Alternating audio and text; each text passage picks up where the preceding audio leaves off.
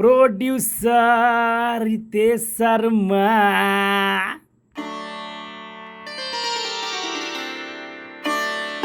ओ मुखिया जी बोला अलवा। चलो जाई।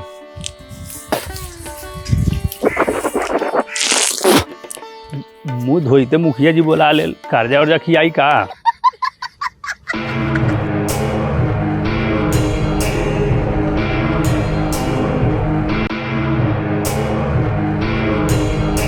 प्रणाम मुखिया जी।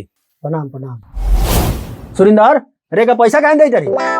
मुखिया जी एकरा से पूछू ही ढेउआ देवे के बार कथी कहले रहे हमारा तो ढेउआ ले तो हमारा हाथ में दिए तेका हाथ में दिले तो काहे ना लेवले पूछता।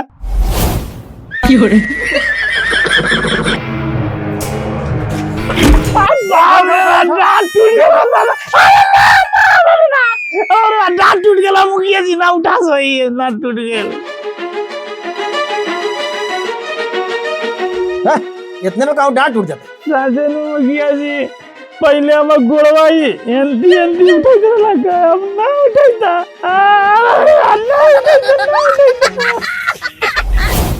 अब हम गरीब आदमी कहाँ से इलाज कराए?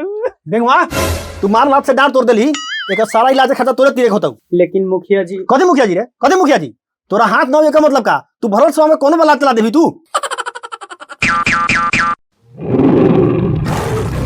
देखवा इलाज में जितना खर्चा लगाई था ई सब तोरा तीरे होता आ जितना कर्जा ले ले हऊ उ सब तोरा माफ करे होता। सब लोग के मंजूर बा?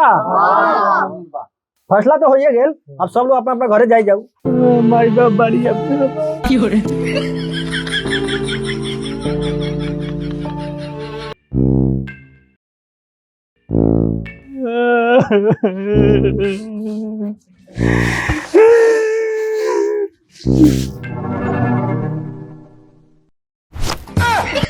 साले हमारा से पैसा ले लिया।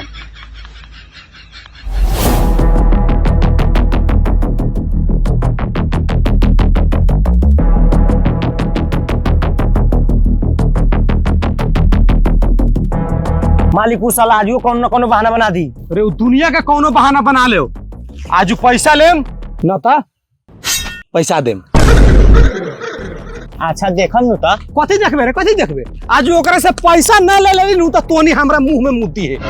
मालिक हमरा तो पैसा न लागल बा। हमरा लागल बा। चुप।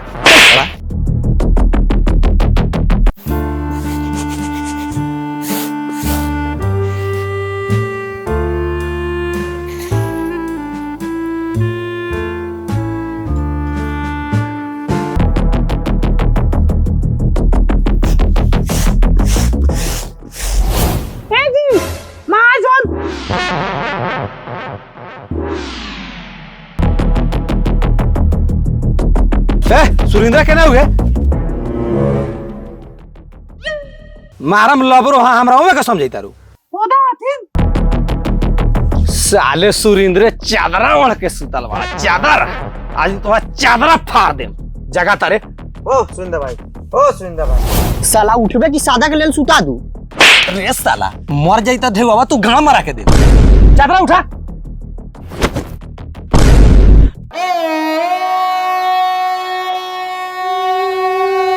ये कहिया हो गेलो गे? बोल में गेलैया।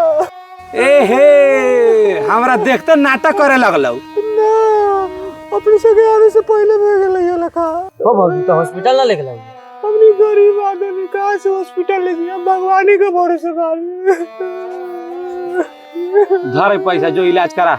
पहले से हमने को बहुत कर्जा बना लिया। ए त कर्जा आई त का हो गेले? धर ई न दिए ढेउआ।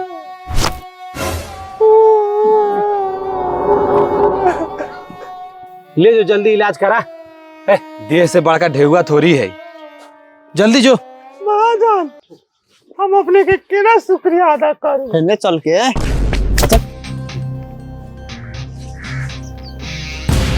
वाह साला बुझाई तो मुंह टेढ़ हो गेल। 1112 हम बाप भाई कैसन से शादी करा दे कथी कथी करे के पड़े था। तोरा बाप भाई से तो निमने बढ़िया। हम बाप भाई के गुड़ दोनों में लागम। हम बाप नेता बा वो भाई सरकारी नौकरी वाला बा। उहे तो कर्जा खाई ले तो नेतवा बाप लेकर लोग के भविष्य ना खाई ले। सरकारी नौकरी वाला भाई लेकर तोर हम लोग से घूस ना खाई ले। हमारे बाप भाई के बारे में कुछ बोलम ना तो हमरा से हाथ धो ले हम। इधर ज्यादा चिल्लो ना, जो पानी लेके आओ।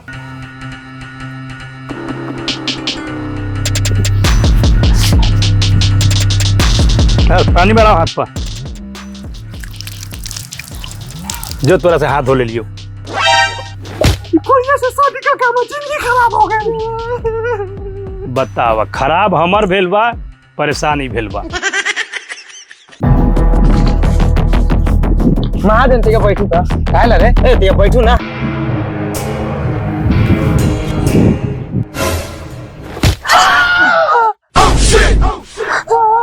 अपना इन कॉलर लेके आज पैसा ना लेके आया था, मुंह में मुद्दी है पागल आदमी।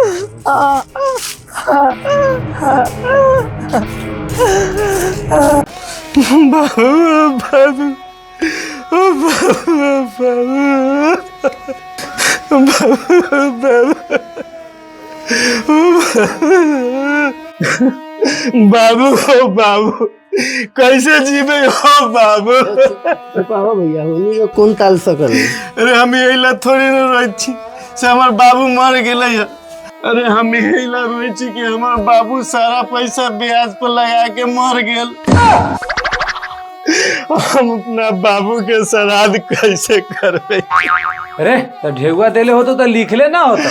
पढ़ा लिखल थोड़ी न रहले, इसे लिखले होते तो कहले तो जरूर होता। तोरा पता ना से हमर बाबू बता रहल के बाबू। अच्छा हो चुप, गाँव भर चांदा उठ के श्राद्ध होता ही। लाश के दूरा को बेसी देर ना रखे के, फूके के तैयारी कर। इतना लोग का चूना लगाइए दे रही थी, खैनियों में चूना लगा लूं। हे जी जाने छी सुगाई का मोर गेले।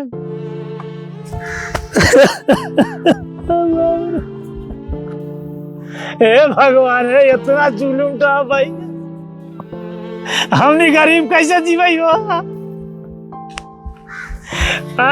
मुआई के रोला के तो पहले मुआई थी, 5 लाख में से 2 लाख ले रही, तब ओकरा मुआई नहीं है। माफ ना करो, जो मासवात बनाओ। जा रे पापी, जो ना मूड बना वाला दारू ले ले वही तरी तू पी ली है।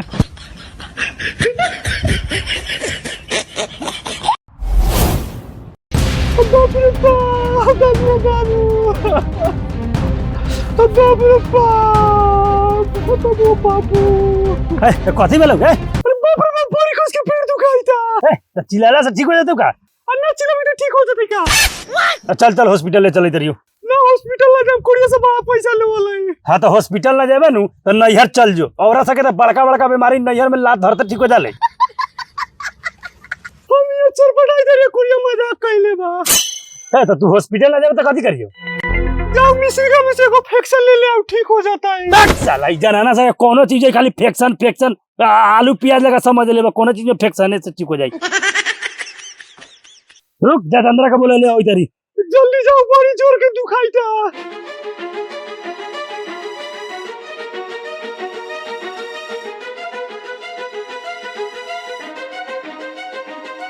रे बुआ तोरे लवज रली है, चल देख हमरा घरे। ए मर्द कथी बेलवा? चल तो चाची के बड़ा पेट दुखाई रे बुआ, चल ना। अब आग मर दे, पहले के ढेउआ देली नहीं का, फिर जाऊ तोरा घरे। रे बुआ रे तो गोड़ हरी रे बुआ रे, चल रे। ए मर्द छोड़ चल इधर ही, रुको चल जल्दी चला।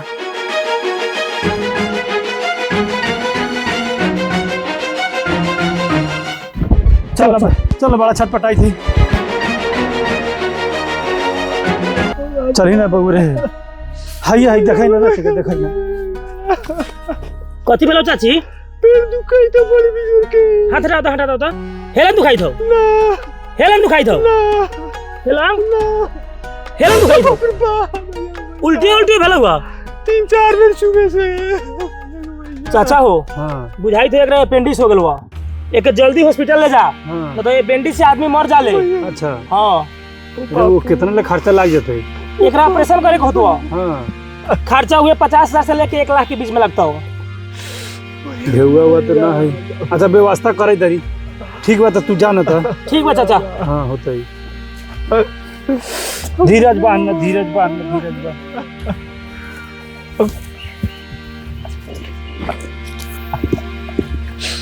कहाँ ढेउआ हुआ? सुन ना, तेरा धीरज बांध, हम घाव में से ढेउआ हुआ खोज ले वही तरी। सुन छटपटाइए ना हम चलन। ठीक हो जल्दी जाऊ आऊ।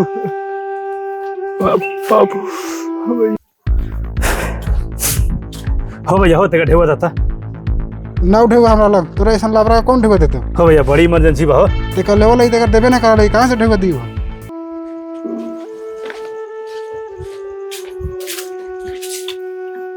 हो महाजन एगो गरज चलाऊ ना हम। कथी के कर देखो ना हम परिवार के बड़ी कस के पेट दुखाई था, ऑपरेशन करे वाला अवस्था हो गेले तेरा ढेवा हुआ दिउ ना। हाँ तो तोरा घरे पर महल कोनो के लाकवा मार दे वाला कोनो के पेट दुखा लाऊ कोनो के कोर फूट जाला ई नया आइटम थोड़ी है। सचनु कही तरी ना पति हम तो चलू देख ले हम भला। उहे लोग के घरे घरे हम ढूक के जाऊ देखे कारे भगता रे कि नहीं लग से साला कपटी आदमी कहीं के ढेउआ लेबा। मुखिया जी हमारा परिवार के तेका इलाज करावे के रख। इलाज कराओ के बाद कराऊ, बढ़िया से कराऊ, जहाँ मन करे वहाँ कराऊ। नानू मुखिया जी तेका पैसा। हाँ पैसा बहुते सोच समझ के खर्चा कर, काहे कि आजकल के डॉक्टर सब बहुत काटू हो गए बा। नानू मुखिया जी हमरा पैसा चाहिए। हाँ पैसा तो चाहिए, काहे कि बिना पैसा के इलाज तो ना हो सकता। हमरा अपने पैसा दी हम परिवार के इलाज करावेला। हम न दे, हम दोसर दी, दोसर न दी, तेसर दी, लेकिन अपने के पैसा हम बुझ गए अपने पैसा देवे के मन नहीं खे। देखू हम मनसा ई न बा कि हम अपने के पैसा न दी। चुप मिला।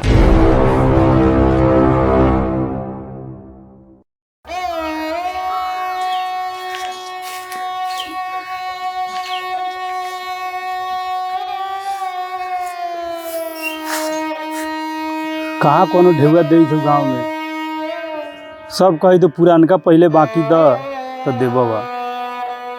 अच्छा आजू भर खेप ले बिहान तोरा के ले चलो तो दर्दो देखी तो ठीक हो गल बुझाई था। हैं पत्थर वाली, पत्थर वाली, पत्थर वाली,